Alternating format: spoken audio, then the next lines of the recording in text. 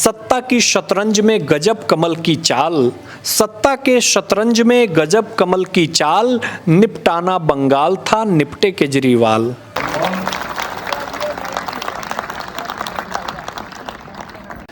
भाजपा वाले गजब की राजनीति करते हैं। 100-150 सांसद तो दूसरी पार्टियों में ही प्लांट कर रखे हैं। एक बात नहीं समझ में आई कि ससुर जी सास का सुने तो समझदार, नंदोई जी ननद का सुने तो प्यार, और बेटा बहू की सुने तो जोरू का गुलाम। शराबी दोस्तों की दोस्ती बहुत कमाल की होती है।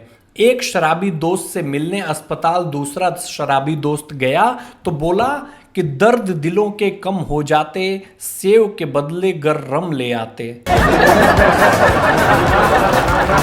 सच कड़वा होता है, इसलिए आप लोगों से निवेदन है कि ज्यादातर झूठ ही बोला करें। मुझे एक बात नहीं समझ में आ रही कि अगर 4 महिलाएं मिलकर बातें करें तो चुगली, और पुरुष अगर बात करें तो मीटिंग। महिलाओं के साथ इतनी चीटिंग क्यों भाई? सास अगर साथ भी दे तो बिगड़े हुए पति को भी सुधार लेती हैं, और सास खिलाफ हो तो सुलझा हुआ पति भी अपना घर नहीं बसा पाता।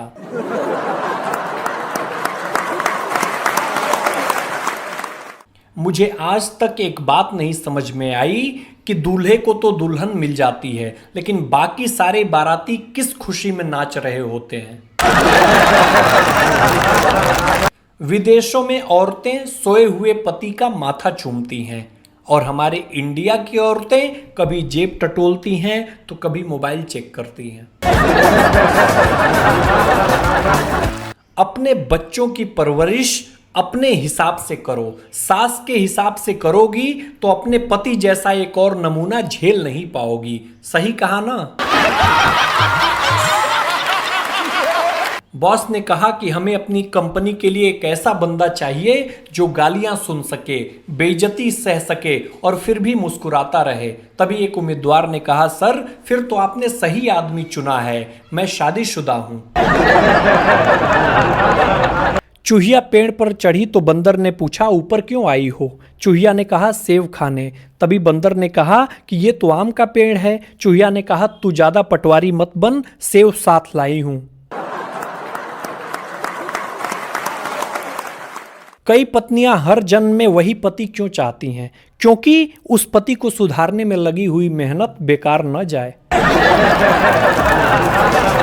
जिस तरह बच्चे अपने माँ बाप की नज़र में कभी बड़े नहीं होते, ठीक उसी तरह पति अपनी पत्नी की नज़र में समझदार नहीं हो सकते।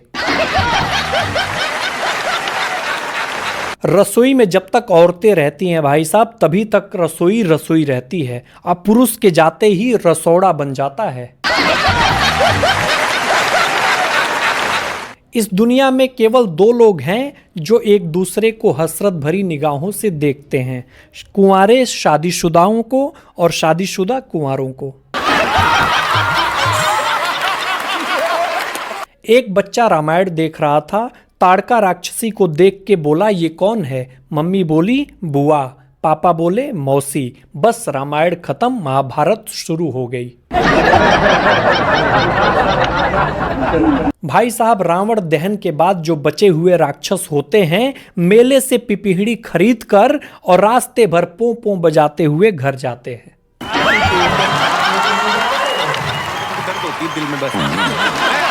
एक पंजाबी वाइफ वोडका पी ली, फिर लड़खड़ाती आवाज में बोली, तुम कौन हो? पर पति हैरान होकर बोला, पागल हो गई हो क्या? मैं तुम्हारा हस्बैंड हूं।